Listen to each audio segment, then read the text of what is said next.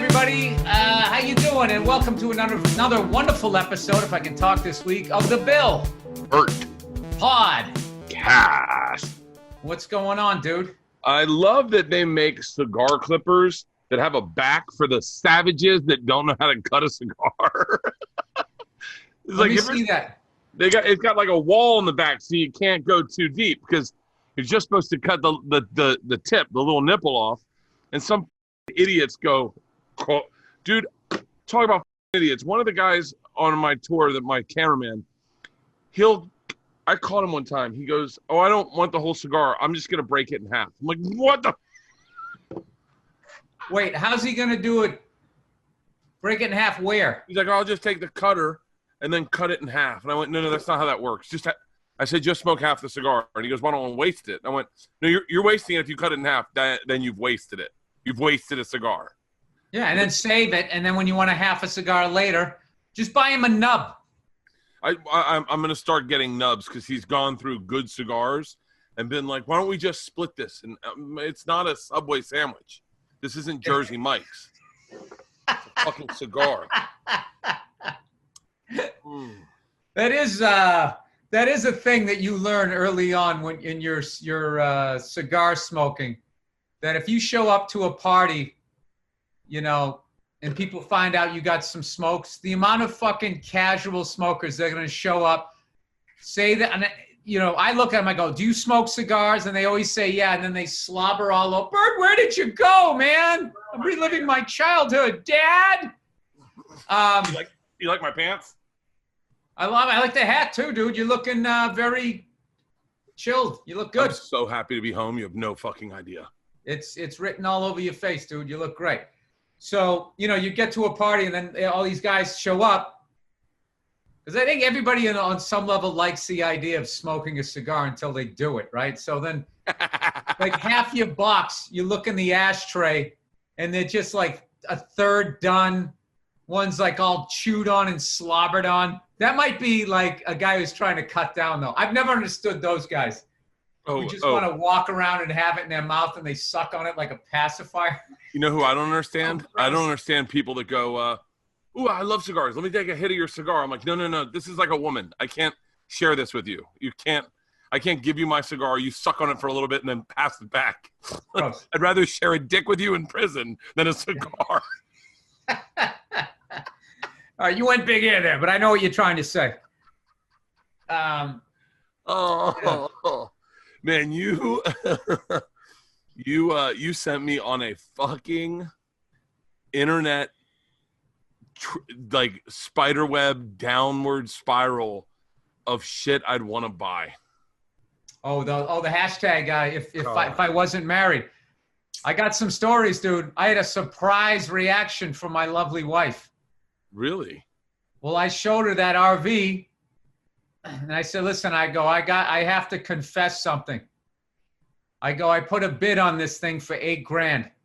She goes, "You what?" I go, "Yeah, I put a bid in." And I just kept making this face like, "I put a bid in on it." So she goes, "Where are we going to keep it?" I go, there's a garage. This garage is out in Pasadena. There's stuff in the valley. I could take you out to, what's that fucking park everybody always wants to go out to? Joshua Tree. Joshua Tree, yeah. I can take you out to Joshua Tree and all of that stuff. She goes, "Well, how much is that going to cost to fix? It's a piece of junk." I go, "No, but the body's straight. It looks so good." Dude, I didn't put a bid on it because I just wanted to watch her lose her shit. And then she just sort of caved and was like, it was okay.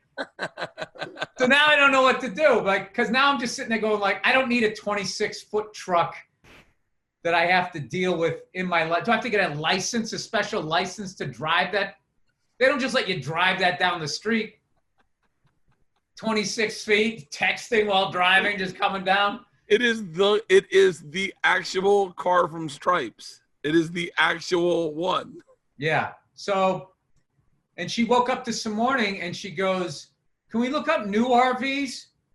Because she doesn't think I bought it yet. I haven't even put in a thing for it, but it's just like, I don't know, dude. I just look at that. That's something I could do to put like a down payment on something in aviation. because that's what I want to do. Because I'll tell you, Friday and Saturday, the first time in 2.5 years, I had the time with the pandemic to do enough training to solo.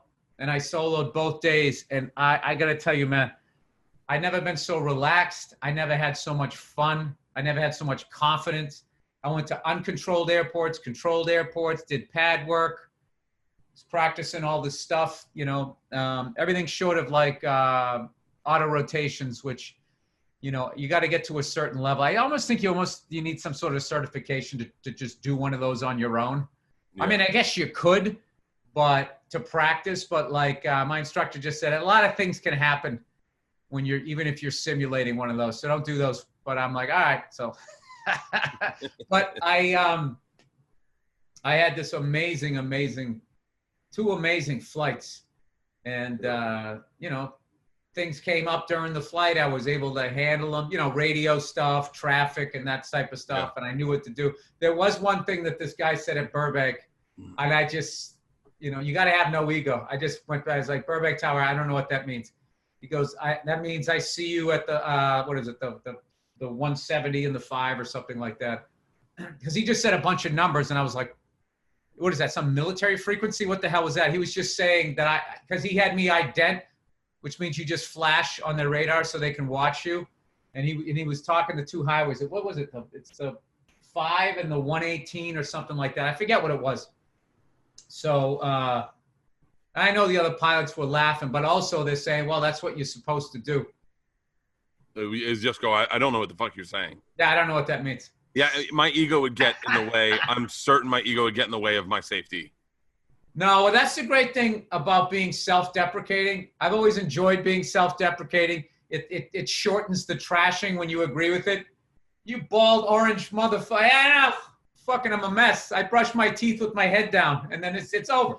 If you go, well, what about your shirt? Yeah, it isn't. At least it isn't my face. It just keeps going. Yeah. You just own up to your bullshit. Yeah, I'm a fat fuck. I mean, yeah. I like Oreo cookies. What can I say? Maybe I would be good at that, at being like, yeah, I don't know what you're saying, because if I don't know what a word means. I had a friend, Maurice Golson. His name we called him Weecho. And the one thing I learned from him growing up is that important into the story, or do you just want to let us know that? Just throw it in. I love that detail. I love it. I loved his nickname, Weecho. It's such a great fucking nickname. All right.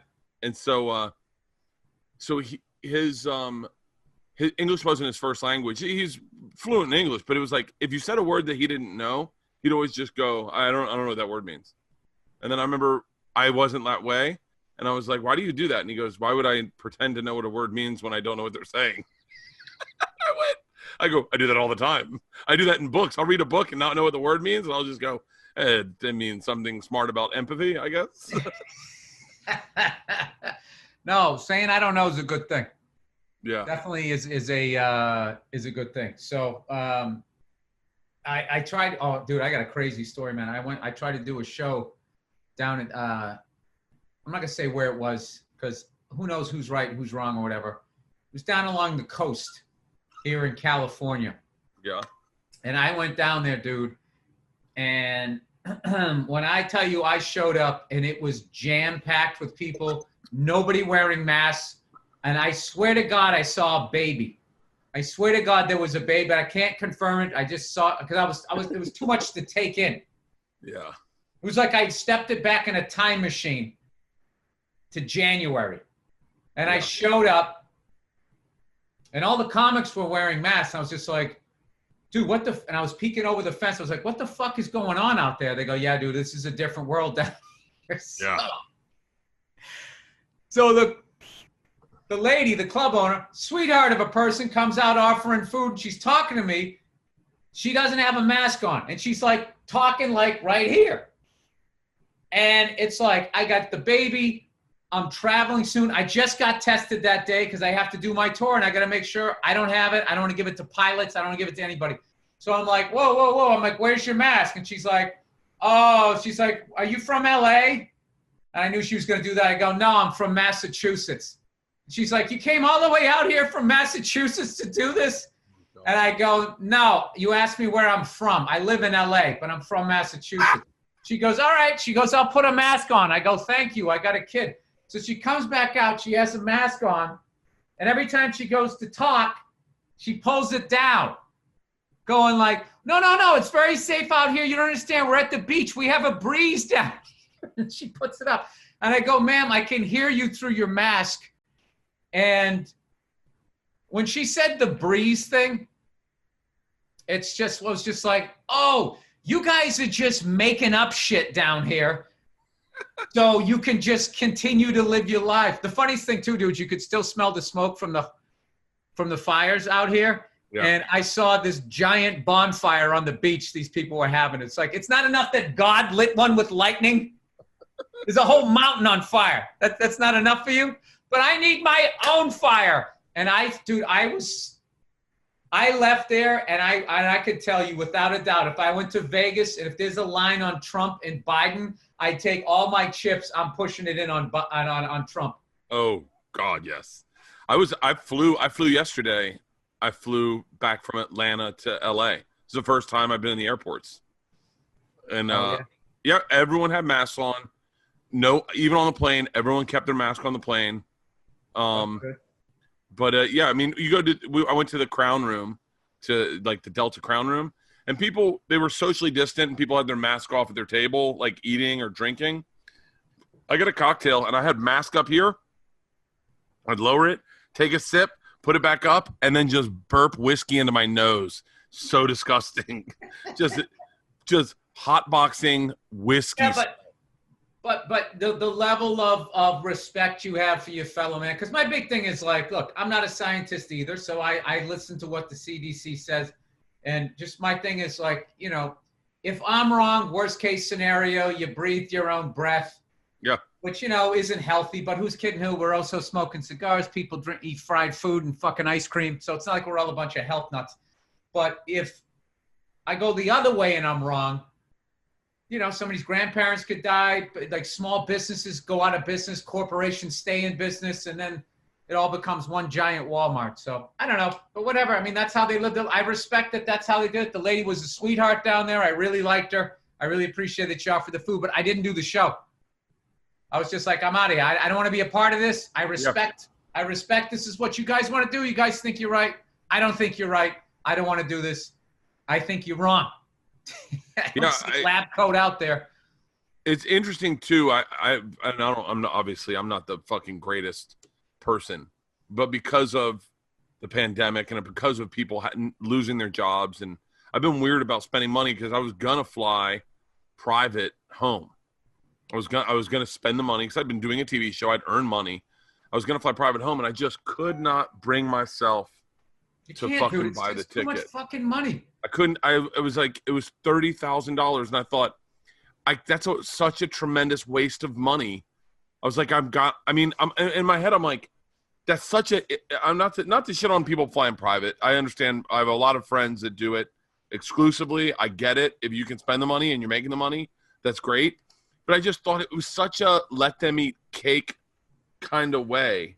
I don't know what that means. Maria, I think it was Marie Antoinette, said the people, the paupers in the street don't have any meat to eat. She goes, well, then just let them eat cake. Like, she was just so disconnected from like how poor people were. Why wouldn't? Well, if they don't have meat, just have the dessert then.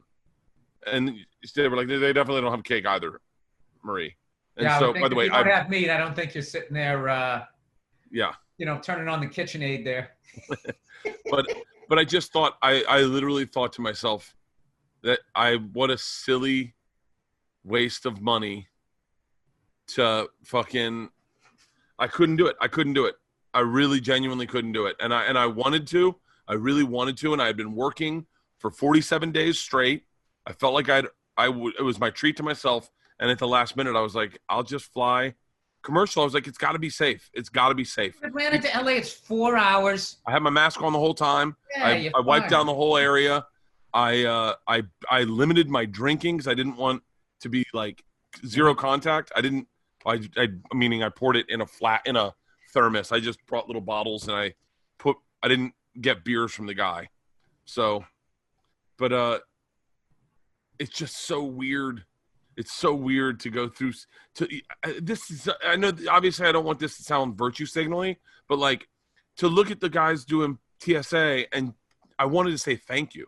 I wanted to be like, hey man, you're like a necessary worker for us. Like, isn't it funny that virtue signalers have ruined just common politeness? Yeah.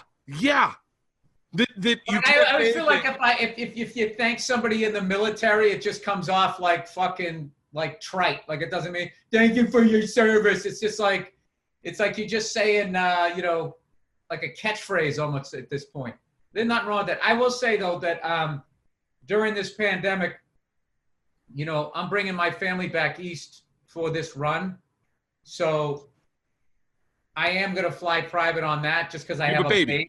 You have a baby. That makes total sense. But I then added like a bunch of shows to pay because I was going to have the time off, the nights off to be with my family. But instead I booked more shows to pay for. It is such a colossal.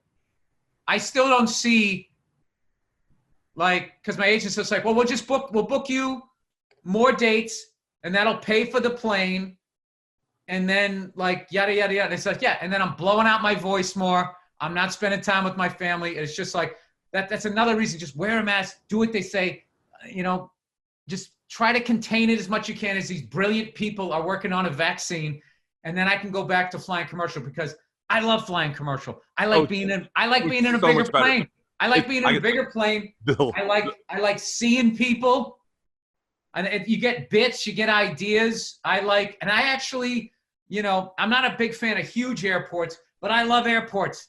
I kind of like, I like flying commercial. I feel like it's the difference between riding in like a hatchback or being in a Cadillac. Yeah. And I fly first class. What the fuck more do you want? Nice big seat. I get a nice little meal. I meet people. Dude, one time I flew first class. I sat next to Frankie Valli. I couldn't believe it. And the fucking guy was like in such great shape.